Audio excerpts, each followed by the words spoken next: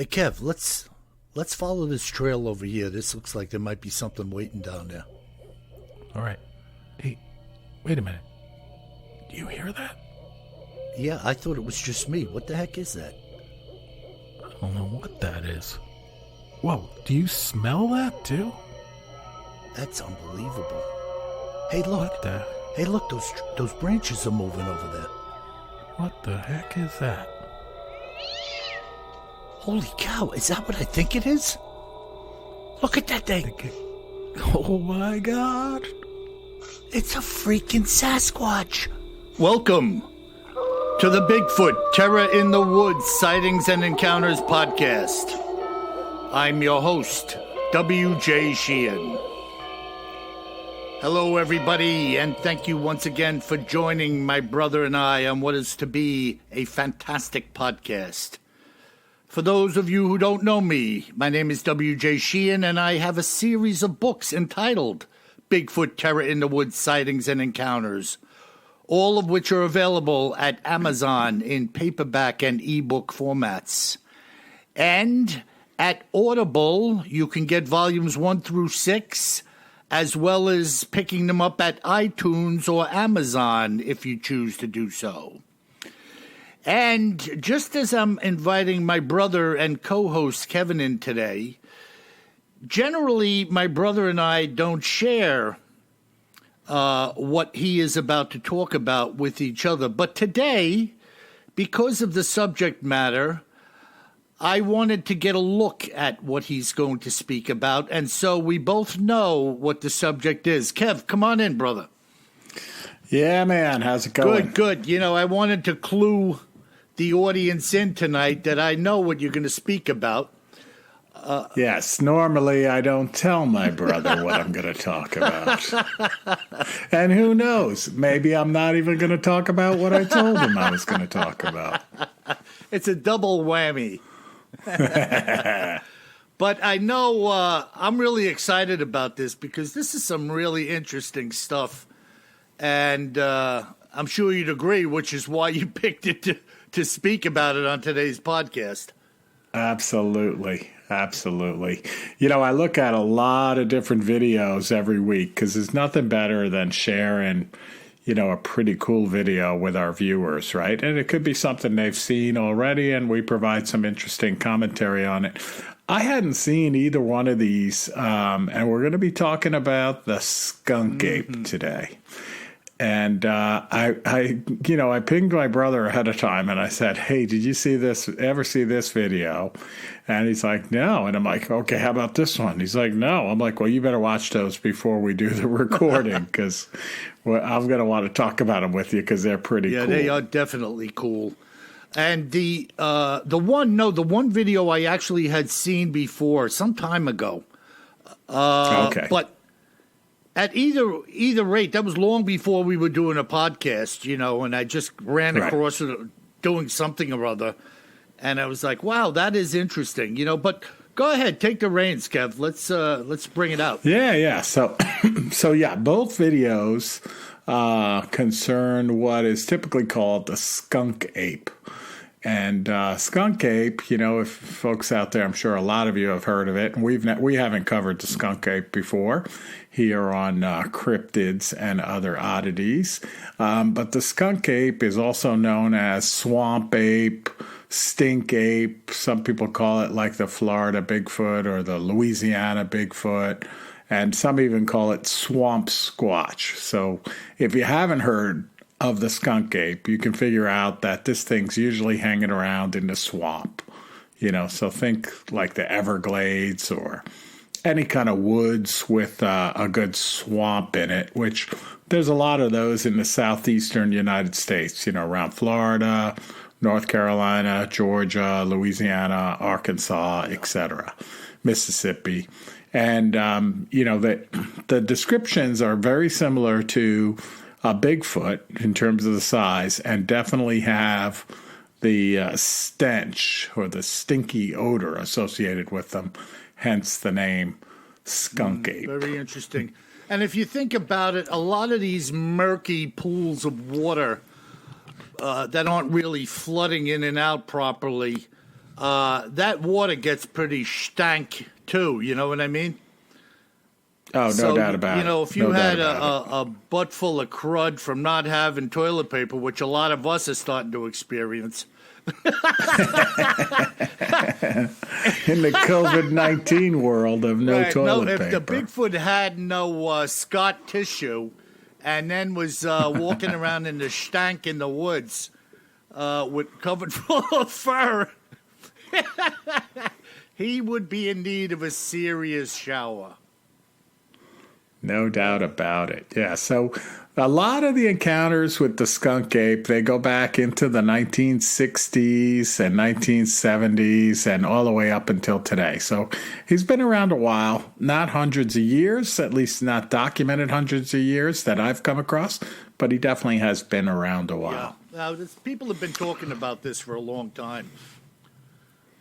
And I think it really rose to prominence again after the initial, quote, Bigfoot deal, you know, in the late 50s and 60s. Yeah, absolutely. So, shoot, have at it, bro.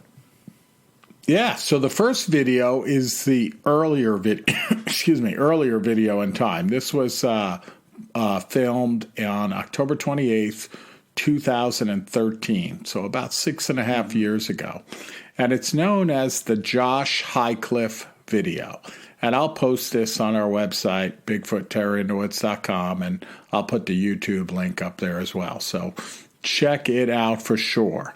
Even if you've seen it before, check it out after we talk about it. So it's a super convincing video. I mean, I'm the first one here to tell you, like, I think that's a hoax, or that one's bogus, or I don't even see anything in that video.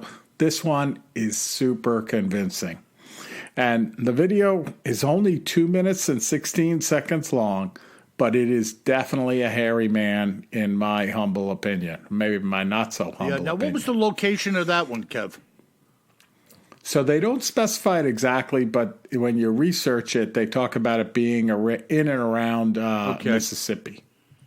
So southeastern U.S., good place for the swamp ape, and it's in a stand of large cypress trees, which are typically in the southeastern U.S., and they are in a swampy area. So the video of this creature, you know, so it's a shot video, it's color, it's pretty darn clear.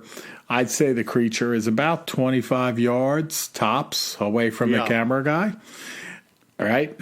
And the creature has its back to the camera, and it's facing an upright, partially hollowed out, very large cypress tree. Like, it looks like it's probably about 5 feet across as it fans out at the bottom. A big ass tree, boy.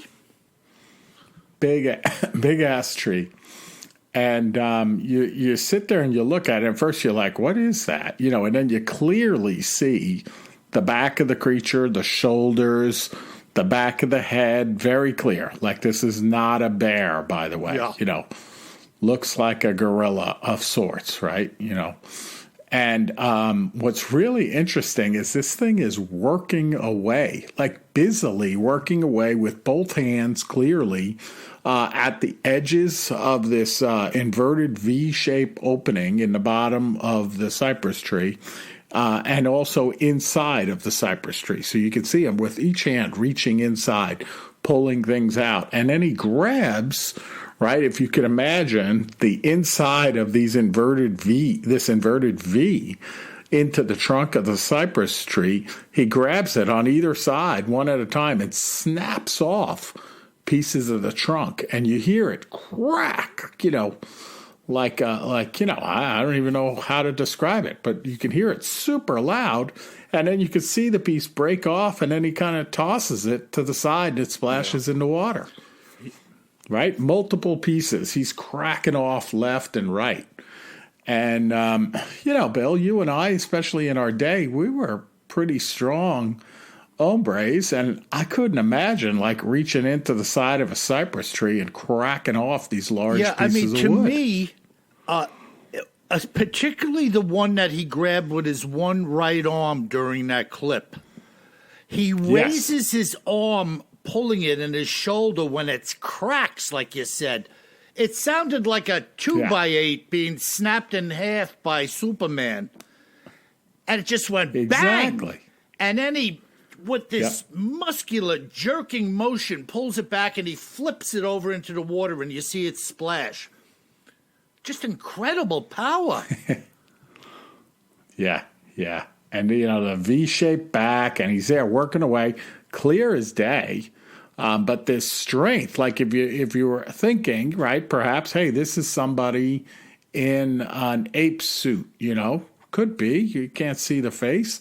But then you're like, man, even if this was Arnold Schwarzenegger in his prime, I don't think he'd be tearing off pieces of the tree with a kraken like that, Very, and that opening in the base of that tree was tremendous to begin with.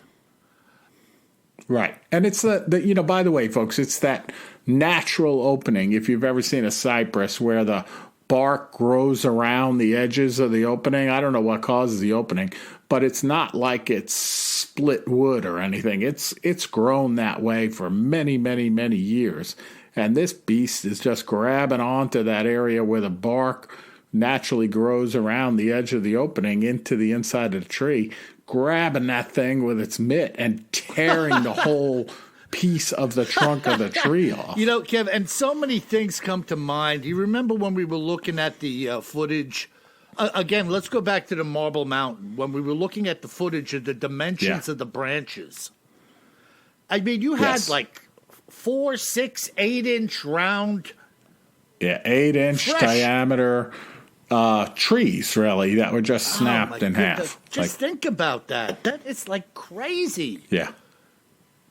And green trees, even very with the aid of tough to hydraulics, it would be, a push. I don't know what the pounds per square inch would be necessary to do that, but it's just incredible. Another thing that really stood out to me as I was watching that thing crouched in front of that tree, tearing at it, you notice this little shallow area of water around that tree, and we saw that when he threw the wood and it splashed in it.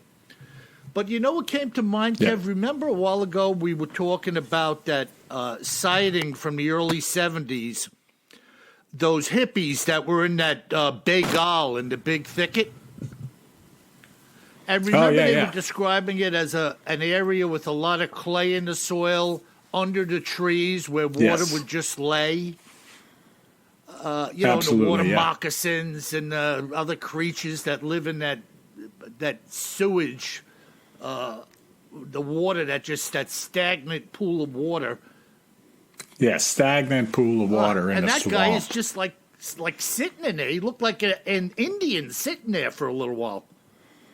Well, that's it. See, you're giving it away. So we watched this thing, and, we're sitting there, and sure, Josh Highcliffe is sitting there saying, this thing is unbelievable, right? It's so powerful in that. But you're sitting there thinking this thing is standing in a couple of feet of water, but apparently it's like sitting in a couple of feet of water, and then all of a sudden it stands up, and the thing is huge, right? It's like, it looked big when it was squatted there in front of the opening in the tree. This thing stands up, and, what does Josh do? Right? He does what any honest person would do that has this happen to them. He turns like in a second and starts sprinting in the opposite direction. By the way, good decision, Josh. Good decision, Josh. You were able to post the video. Your mother taught you well. Oh, my goodness. And it's kind of funny, but yet at the same time, it's so realistic because you're sitting there and you're like, he's pretty close to this thing before it stands up. And you see it ripping apart this tree and you're like, my God, like this is no bear. This is no little monkey or something. This is a beast. And then all of a sudden the thing stands up and it looks like it's 3 times taller than it was when it was sitting down. You know what? The fear that must have come over him, thinking like it's going to turn and see me, and I'm dead meat. No, and it really, in like less than a second, he pivots, and the camera's aimed at the ground, and he is sprinting through the woods away from this beast. Wow, that's just freaking crazy. Oh, man. I mean, to me, no doubt that this was real. Like, this did not seem fake. And by the way, just like the next encounter, nobody is going to be walking around in the swamp in the southeastern U.S. up to your knees in an ape suit. Like, a couple of things are going on there. One is there's water moccasins, all kinds of snakes. I mean, here in North Carolina, I go running in the morning along a river, and it has a lot of these stagnant pools. I see water moccasins all the time. I see copperheads all the time. They're hanging there. And it's like, they swim. Yeah. Both of them swim. And they are nasty. Like, they scare the crap out of you when they're standing still and you're not in the water. And then gators. Yeah. I mean, geez. The place is full of alligators. And then, so, again, keep in mind, if the creatures don't get you, you're walking around in a suit, a hairy suit, in a swamp, in some of the regions of the U.S. that are most heavily armed. Yeah, how about that? Right? You're going into the swamp, you're bringing a gun with you, and you see a big hairy thing, you're probably going to shoot it. Whether it's hunting season or not. Yeah. Like, boom. Yeah, there's no doubt about it. It also brought to my mind how many accounts talked about these things tearing into dead trees for grubs. I know. And then, of course, the snake collector guy we talked about a month or two ago, when he was down in the bayou getting snakes for venom. No doubt. Oh, yeah. My God, what a... Yeah, but, and again, we're doing our best to explain it, folks, but when you come to the website, you download this video, and you look at it, you're going to be like, wow, I see what you mean. This guy is like feverishly working away at this trunk. It's not random. He's on a mission, working away with both hands equally on the inside and edge of this trunk of the big cypress. And as they'll see, I noticed the conical head, and a couple of times it turned briefly just a little bit to the left, like a quarter turn, and I swore I saw its hand going up to its mouth.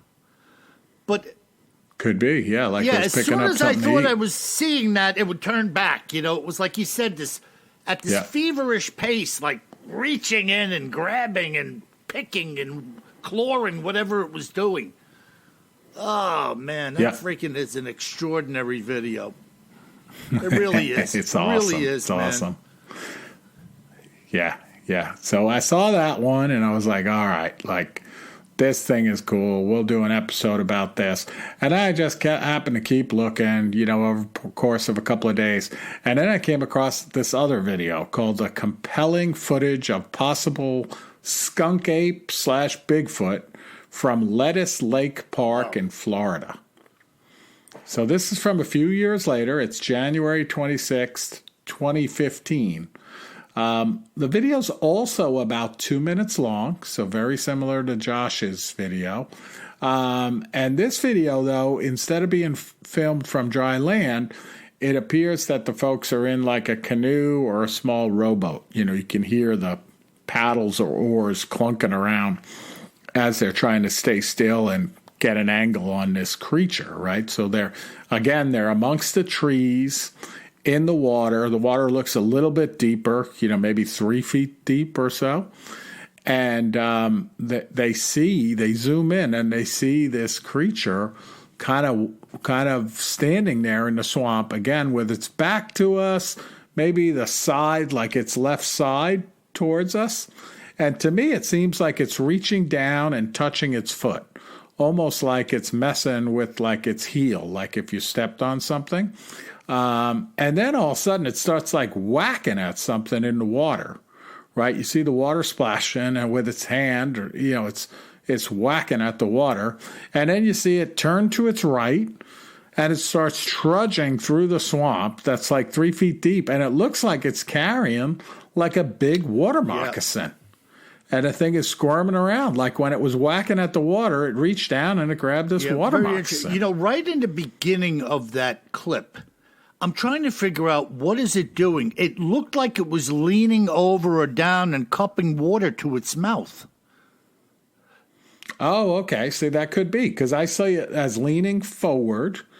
And like I thought it was reaching down and touching its back foot. It was after that. Not its back foot, but its foot. Like right in the beginning, Before it looked like it was leaning over a log, reaching up with its left arm to its mouth, and then it stood. Right. And it was doing that weird thing, like you said. It looked like it was picking up its heel like an Irish step dancer, you know, grabbing it or something. It was odd looking. Yeah. Well, see, I was wondering if the snake bit it or something. Wow, maybe like it did. Yeah, yeah. And then, because then it just reaches down and it's like whack, whack in the water. And then it's picking up and it's walking, you know, turns to its right and it's walking. And it looks like it's carrying like a snake that's about 5 feet long. But I mean, like without even thinking about it, right? Like it's just goes trudging off to the right with this big snake in its right hand, squirming around. It was very shadowy to see. It's in under the canopy. But you're right, Kev. When it made that turn and the right arm was exposed, there is definitely something long and snake-like writhing around below the hand. No doubt about it. It's unquestionable. Like in some of the comments, people said, "Oh, it's a fish. It's carrying a fish." That ain't no fish. That's a big ass snake. Fish. That was no fish. You know, two things came to my mind. It was either a very long piece of like Spanish moss soaked, but no, that thing's writhing the giveaway around when it starts wiggling. Yeah, because the arm and the hand weren't doing anything that would make it wiggle. No. That thing is moving like a snake, no doubt about it. And it's big. I mean, you know, figure that thing is 8 feet tall or something like that. That snake is 5 feet long, and those water moccasins are big. God. Yeah, beautiful. So then the thing goes walking off to its right, like I said, further and further. And the guy who filmed it said that it just kept walking, and the water got deeper and deeper as they followed it, and they paddled their way through the trees, and there was nothing there. So it's like the thing walked into the water up to like its neck and then kind of swam away. You go. I mean, it's just what's the word I'm looking for? It just enforces so many other accounts of these things: swimming, paddling, the snakes. Again, getting back to that bagal in the big thicket, the Jack Gore bagal. They saw this Bigfoot stomp on a water moccasin, pick it up and chomp it. And, you know, in the same light, you're saying possibly this thing bit him in the heel and he was like touching it like, you nasty little bastard, you bit me. Yeah, but I'm going to get you. And the same thing happened in that Jack Gore bagal, Jack Gore bagal, where the guy said he thought the moccasin whacked it like 1 or 2 times. Just incredible. Exactly. They have to be like immune to it, Kev. Wouldn't you say so? Well, you know, don't they say that? Like a lot of these snake charmers and stuff like that, they get bitten so many times that they become partially immune to the venom. Yeah. And I'm telling you, you're trudging around in the swamp in Florida on a regular basis. You're getting bitten a few times a day. I would think so. At least once a week. Yes. No, I mean, you couldn't pay me to walk 5 yards in the swamp in Florida. You know, I've wondered for years, even in other situations, like when you're walking through rattlesnake-infested fields and whatnot, there's tons of places around the country where if you're walking through the grass in these fields here and there are rattlers all over the place. Oh, man. You know, Bill, you and I, you've talked about it early on in the podcast, but we both have that gift of like, I mean, you know, we lack other senses, but we can see stuff when others can't see it.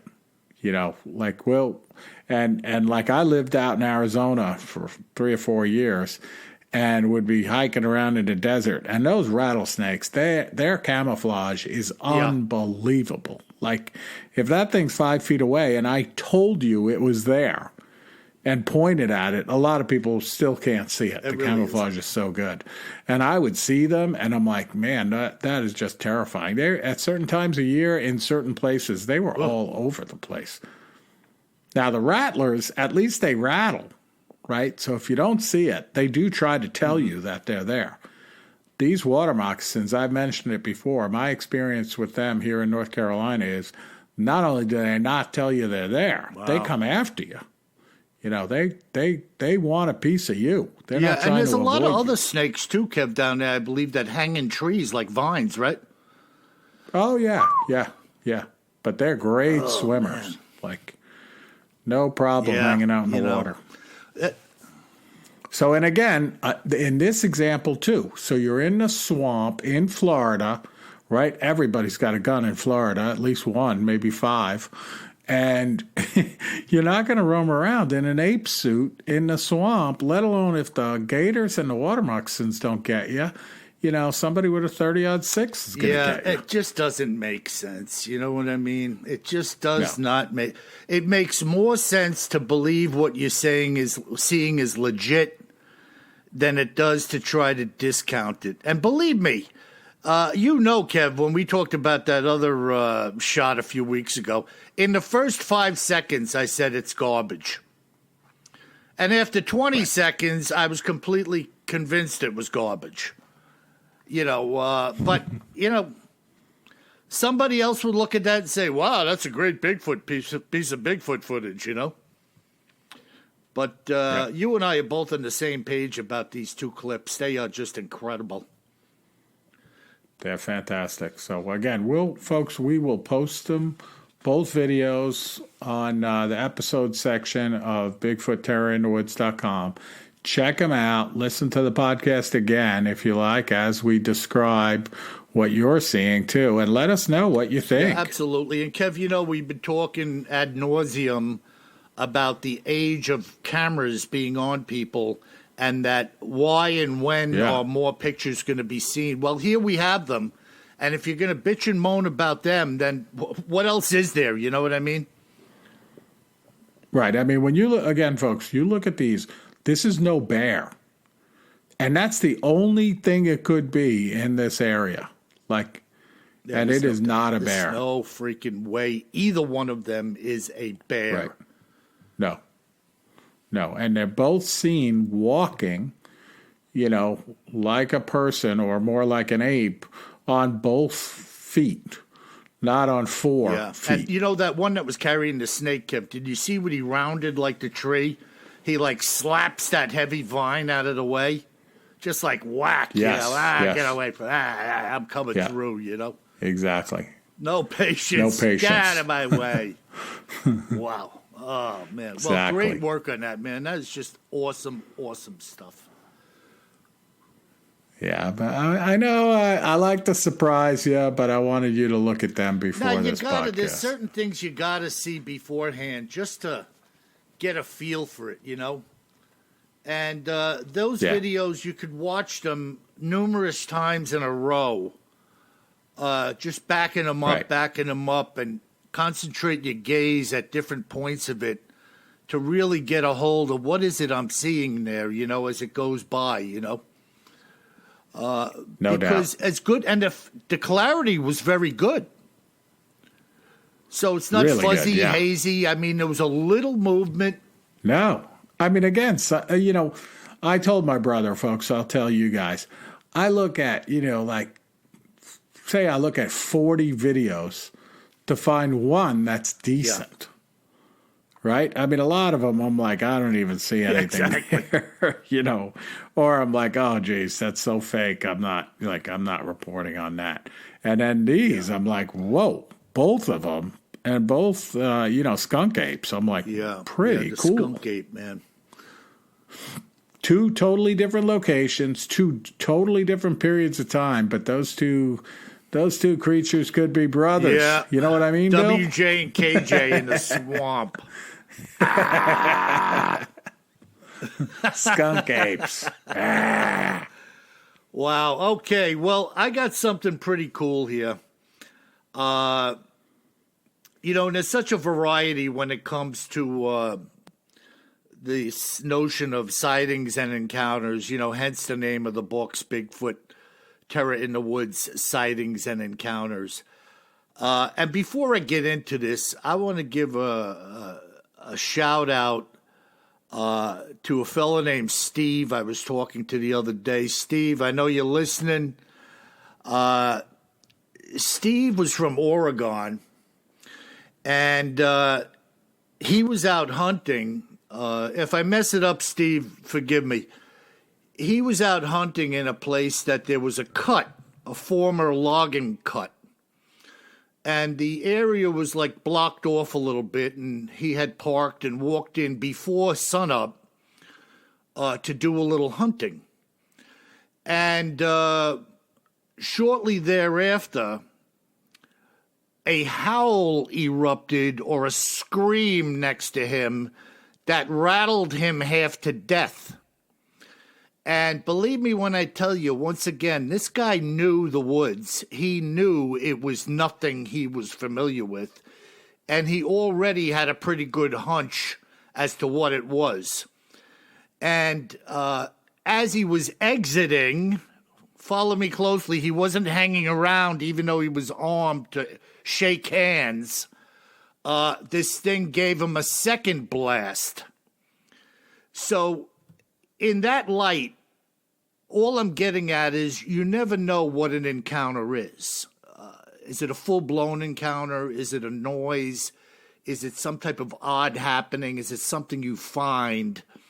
And this account that I'm about to share with you is such as that. It's something that was found and seen rather than seeing a Bigfoot creature. Follow along here. This following evidential finding was presented to me by a fellow named Edmund Steinberg. He was a PhD, a college professor from Vermont. This is what Dr. Steinberg stumbled upon while hiking in the winter of 2003. So when we always go along the route that they're migratory, they head south for the winter, these types of things make you think twice about that. It was in the middle of the winter, 2003, that my wife and I had the itch one morning to get outside and do a little deep breathing. And the two of us jumped in the car heading north to Willoughby Lake. Ever heard of that, Kevin, Vermont? It sounds familiar, but I Okay. don't think I've been there. I'd remember the name. At the time, we were living in St. Johnsbury, not too far south of the lake. This was one of our favorite spots to get away for a walk and a little bird watching. It was just one of those days during the winter when the sun was shining and the snows had let up, and off we went.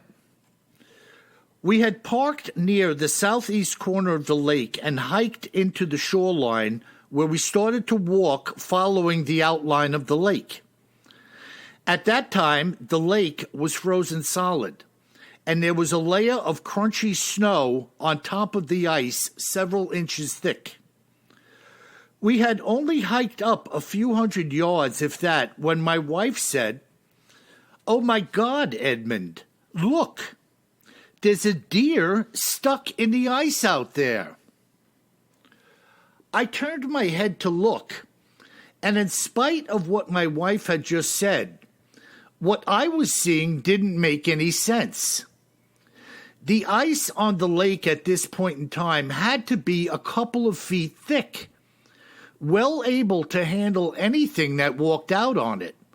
And there before my eyes, at about 150 yards out, was what appeared to be the head of a buck, apparently sticking out of the ice. I told Denise I was going out to have a look, to which she said, "If you think it's safe, I'll go with you." As I said, we were at least 150 yards away when we started, much too far to make an accurate appraisal of what we were seeing from the shoreline. We carefully trekked onto the ice and made our way towards the deer. As we closed in on this buck, it became apparent that there was blood all over the snow surrounding its body. And what we had seen was the dismembered carcass of a deer. It had been evidently killed, but why it was out on the lake's ice was a mystery. The head, which we had thought was frozen, sticking out of the ice, was actually laying on the surface, having been torn from the body of the animal, and I do mean torn. The neck portion was actually somewhat shredded in its appearance, and the majority of the rest of the body was lying near it, with the entire rear section of the animal, including its rump and hind legs, missing. There was so much blood in the frozen snow that it appeared like a cherry snow cone. Immediately, after gazing upon this gory scene on the lake surface, our eyes were drawn to a trail of blood leading across the lake to the western side. The trail also consisted of large human footprints laid down in single file, one footprint being in front of the other in two lines, one coming to and the other going away from where the carcass would be. As we stood there looking down on these prints, Denise said to me virtually immediately, "These are from a Bigfoot." This to me was an indisputable fact, in that a man hadn't come out here in the middle of this lake with big wooden feet to dismember a deer. As we focused on all available evidence present at the scene, we did notice a fair amount of deer tracks made in a random pattern in the snow around this area where the killing had apparently taken place. The two of us came to the conclusion that the deer, in some type of injured state, had somehow staggered out onto the lake's frozen surface and then dropped, being either crippled or dying. The Bigfoot, having come upon the buck struggling, made its way onto the lake to subdue it. Nothing else would have made sense. Certainly a creature having killed its prey in the forest would not carry it out into the middle of the ice to be seen eating it out on the open or in the open by anyone or anything, a fact which I am sure that you would agree with. I give my wife a lot of credit for having the guts to walk with me to the other side in order to investigate where the blood trail and tracks would lead us. This end of the lake was not at all that wide, and having reached the other side, we stepped into the woods. Within about 40 feet from the ice's edge, we found a spot where something had definitely sat down and had its fill of the deer. There was a wide and deeply compressed patch in the snow where something very large and heavy had evidently sat down for some time. There was also ample blood on the snow, as well as several bones which had been stripped of their flesh lying about in different places. This whole scene looked so fresh that for all we knew, this creature could have moved out of there upon seeing us coming, and so we decided to leave. I know full well what it is to be skeptical of such things in every sense of the word. I, in fact, make use of skepticism on a daily basis in my curriculum, teaching my students to pursue every angle with diligence and not to jump to any conclusions. But as I stood there that day, Sherlock Holmes came to mind, having said something along the lines of the following: that after you have alleviated all that is not true, whatever is left must therefore be the truth, no matter how odd it may seem. The footprints on the lake were true. The dead animal, being dismembered was true. The 2 lines of tracks coming out onto and leading away from the scene were also true. The impressions and apparent eating site were true, and the size and dimensions of the footprints were true. Therefore, what had been here was in fact a Bigfoot, no matter how strange or implausible it may seem to you or me. By the way, the size of these tracks was enormous, being somewhere along the lines of 20 or more inches long and half as much wide. They were inclusive of large and wide fat toes, which were 5 in number just like our own, and whatever had laid them down was of great bulk, in that the crunchy layer of snow on the lake was completely compressed down to the frozen surface. Whereas, where my wife and I had tread, there was no such compression evident. Our bodies had merely broken through the most superficial aspects of the frozen snow as we walked. What do you think of that? That's wild, Bill. I agree with him. His wife is pretty brave. Yeah, well, she wanted to see it. I think sometimes that's what gets people in trouble, right? Want to get a little closer to that, huh? And then, it's amazing, like a little deer rump roast is missing, right? Like the thing's torn apart and the rump of it with the rear legs is missing. You want when you want it. Want a little curbside takeout. And you know what? Who knows? That thing may come back for the rest later. You don't know. Probably. We're not there to witness what goes. Because you can't be more visible, right, than out on the middle of a snow-covered frozen lake, right? You could see a creature like that would want to get away, get off to the side. Yeah, but also overcome by the fact of an easy meal, right? Oh, no, that's what I'm saying. Like, take a good chunk of it with you. Don't hang out there and have dinner. Get out of Dodge. Yeah. Of course, we're also assuming they care about what we think. Right, we're thinking, you don't want to be seen. Maybe this thing's like, hey, Yeah, I generally think of them as being so stealthy, right? So, you're not stealthy by accident. It's like in you. I always say, when people see them, it's really accidental. Or perhaps they want to be seen, and it's in an effort to get you to leave. Yeah, you get them upset enough where they have to try and scare you, or they're curious enough as to whatever you're doing, they'll take an unnecessary risk. And I've been saying since I got involved in this that I believe there's different personality traits to these creatures, They're like human beings, right? Some are really nasty and some are nice, or nicer. Yep. Not nice like Mr. Rogers. No, not like Mr. Rogers. Oh, please, did you have to mention that guy? You don't think they're like putting on a little cardigan sweater? It's a wonderful day in the neighborhood. No, I don't think so.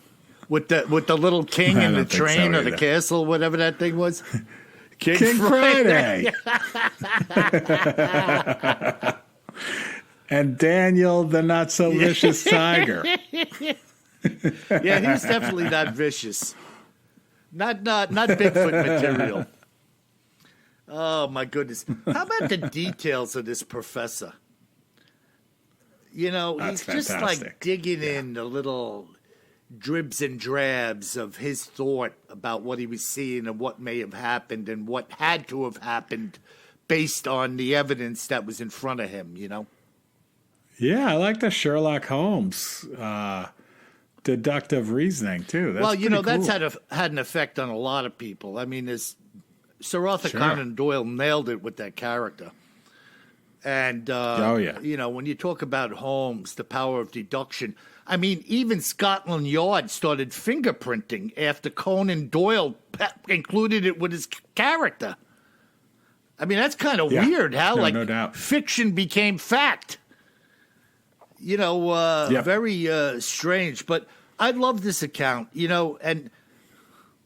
and what a setting though, right? Like you're sitting there, you're looking out, and you see this head of a buck deer, like it looks like it's trapped in the ice, and then they use their deductive reasoning, saying, "How could it be trapped in the ice? The ice is like 2 feet thick, couldn't have fallen through."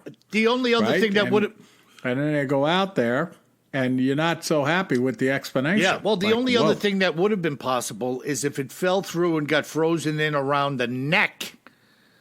But what are the odds of that happening? What are the odds of that? I think you just die and sink, right?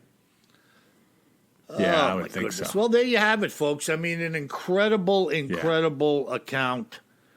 And that following those 2 skunk ape videos, which we're asking you to tune in on at our website, BigfootTerrorInTheWoods.com. Incredible. No doubt. So what do we got? Cool. We got some great listener mail this week. And, every week, folks, we ask you, like I think I asked, and if I didn't, I'll ask again, if you got any experience with these skunk apes or know anything else about them that I didn't cover, send in a note and tell us about it, and we'll discuss it on air. So this gentleman, James doesn't say where he's from, but he says, "I work a lot of hours driving. I have no life besides listening to podcasts as I drive. Yours is one of my favorites." Well, first off, James, we're happy that our podcast is one of your favorites, but we're not happy that you have no life. So, I understand you're trying to make a living in that, but got to try to get a little bit of balance in there somehow to to feel like you do have a life of some sort. But we appreciate you listening. James goes on and says, "On one of the podcasts I listened to recently, you brought up the phenomena of the Bigfoots with glowing eyes. I may have a solution for that mystery. I am sure you will find this amusing, excuse me, but it is really something to ponder, in my opinion. I already believe that Bigfoots have infrared vision. So why would they not also have bioluminescent eyes as well? Maybe it aids them in certain types of vision at night, as they are probably some type of ancient species that is millions of years older than us humans are. Then perhaps these specific vision abilities have adapted to them over the eons." And he says, "If insects such as lightning bugs can be bioluminescent, as well as other species, then why couldn't the Bigfoot have some biological qualities as well if it suited their primal needs? Maybe it helps them see at night." Pretty cool, yeah, huh? I mean, it's all grist for the mill, right? We're just throwing opinions out there, and this is what James thinks. I'm not one to argue with it. I have no way to debate it one way or the other, It's just an odd thing, right? Everybody's out there wondering what's with the glowing eyes. And nobody really has a solid answer because you can't really launch a proper scientific. No, and maybe there's multiple reasons too, Bill. Like I know you have the demonic other entity theory, which is, like you could have that existing, and you could also have, some Bigfoot that have some type of bioluminescent, the physical Bigfoot and the evil demon. Yeah, and then Bigfoot. There's no getting away from this. The Bigfoot, either in and of itself or in conjunction with something else, seems to have the ability at times, some of them, to almost like cloak, to walk behind the veil and vanish, to appear to disappear. And that is a weird thing in and of itself. Everybody can't be being jerked around when they're seeing that stuff happening, because that's a real weird thing. That's like just a ghost becoming visible and then gone. You know what, though? I've said it since the beginning of our recordings of the podcast. I'm one of the believers that just says, like, this is camouflage at work. You know, this is like the snipers in the ghillie suit. You know, like they're there and then they're on. And, you know, we've talked about it a bunch where, you know, you have these accounts where the Bigfoot is down on the ground, you know, like laying down on the ground. And, you know, we wouldn't be looking for them down on the ground. You know, we're looking for the classic kind of Patterson-Gimlin, you know, pose, right? But that doesn't provide an answer for those that are seen with a heat signature, and the heat signature vanishes. Yeah, I mean, unless they duck in somewhere, right? Which some of the more recent footage suggests that, right? They go into a cave, drop into a foxhole. Yeah, it's just weird, you know. That's what's stimulating about it. It's so freaking weird. Wow. It's definitely weird, no doubt about it. So, what else we got? But James, thank you for the letter, and it's a great idea. It's a great theory. Like, we love that. That's what makes the show so great. It's like people coming in with these ideas. So the next one, we go out to California from Courtney. And she says, love your show. She says, hi, guys. I live in California, but was born and raised in Oregon. And I've always been fascinated by Bigfoot stories. I've always been the only person in my family who believes in these critters, and the rest of my family teases me about it. I'm just hoping we can get some kind of scientific confirmation of these things one day so I can finally be proven right. I don't live in Oregon anymore, but I understand a new Bigfoot museum just opened there, and I can't wait to visit. I love your show, so funny and yet so scary. You guys keep me company when I'm walking the dogs. Thank you for the entertainment. Stay healthy, Courtney. Well, Courtney, I don't know where you're walking the dogs, but I hope you're carrying a sidearm.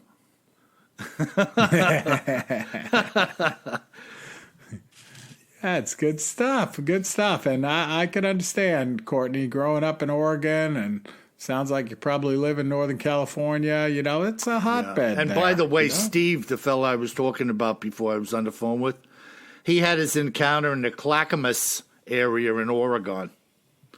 I mean, that place is just rife with activity. Unbelievable. Right. Wow. And like... Yeah, and this may... No, I was just going to say, Kev, like you were commenting, you can't imagine the enormity of those couple of states over there. Oh, no, I can imagine because I live there. Yeah. They're gigantic. Huge tract of land. And completely rural. You know, most of the states are completely rural. And I didn't ask you, Bill, but the letter I picked to read next is from Steve in Oregon. Yeah, so this is the same Steve you talked to. Go ahead. Cool. So he wrote, Bill, so he didn't even talk to me. Come on, Steve. Steve, come on. Give me some love here. He says, I heard you on another podcast a while back, and I had to buy one of your books. After that, I bought the remaining 6 volumes. I had an encounter on October 10th, 2015. I've hunted here in Oregon for over 40 years for big game and predators, and I've studied, heard, and used calling techniques to aid in my success. This one morning, I pulled into a blocked-off logging road with the intent of hiking a mile or so to where it had been logged a few years earlier, and glassed for a blacktail buck. I arrived an hour or so before light, and after sitting for 15 minutes or so, I decided to get out and get a few things in my pack organized. As I stepped out of my truck, a yell or roar came blowing towards me. It shook my soul. I couldn't comprehend what this was. I stood there for 15 seconds just stunned. I then decided I was going to grab my rifle and chamber around. As I reached for the back door, it did it again. I opened the door, pulled my rifle out, chambered around, jumped into the front seat, and cracked the window about an inch to listen. I waited there for about 45 minutes until it started to get light. I decided to face my fear and walk that logging road scared. Well, let's just say scared. It's a family show. I was not hunting at all. The whole time my heart was racing, and I just wanted to get out of there. It is crazy to think that a sound can consume your life. I was changed at that moment. I think about it almost daily, and I constantly am thinking of this when I'm in the woods alone. I've been confronted by a mountain lion once, and last year, archer elk hunting, I was surrounded and cut off from a bull elk. I was after a pack of wolves, which was scary, but this sound changed my life. And he says, P.S. When are volumes 8, 9, and 10 coming out, Bill? Wow, that's fantastic. Really, and Kev, to talk to him, I don't keep track of the time when I'm talking with people. We're probably on the phone for an hour and a half. No, but talking about the fact, like, again, I love the way he said that. What did you say? The sound, like, penetrated his soul or whatever. And that's, we hear about that more and more. Like last week, I think we were talking about where it's the person in Yosemite said it sounded like a diesel locomotive, the roar. God. And yeah. And this is a guy, I mean, I have never heard anyone talk about being surrounded by a pack of wolves and living to talk about it. Like, oh my God. Obviously those wolves didn't want him that day, or they probably would have had him. They would have had him, yeah. Kev, this guy is a stand-up individual. Talking to him, no axe to grind, basically just telling his story. And you recall in the one Bone Pile account, like he said it changed his life. Well, you remember the orthopedic surgeon who, after coming across the bone pile and experiencing what he did in the woods, he sold his entire gun collection and never went hunting again. So, these things can have a traumatic effect, on an individual, No doubt. But Steve, incredible guy. It was good talking to you, Steve, and I'm glad my brother picked up your mail to read so that everybody else can share in. Yeah, that's great. That's fantastic, great, man. Fantastic. Great. Well, that's the last letter this week, Bill. I want to thank everybody for writing in. Thank everybody for listening. It's great how many listeners we have, and it grows every week. And I just want to ask everyone, please, right now while you're listening, get out, your favorite podcast player, whatever you're listening on, and give us 5 stars. It's really important that you give us 5 stars because it attracts more viewers to the program, and that allows us to produce a better quality program every week. So please, 5 stars today. Thank you so much, and thanks for listening, and be safe. Yeah, very good, very good. Excellent, excellent, excellent show. And people, remember, if you find yourself walking around in the woods, disobeying the order to stay home, always carry more gun than you think you're gonna need. Sleep tight.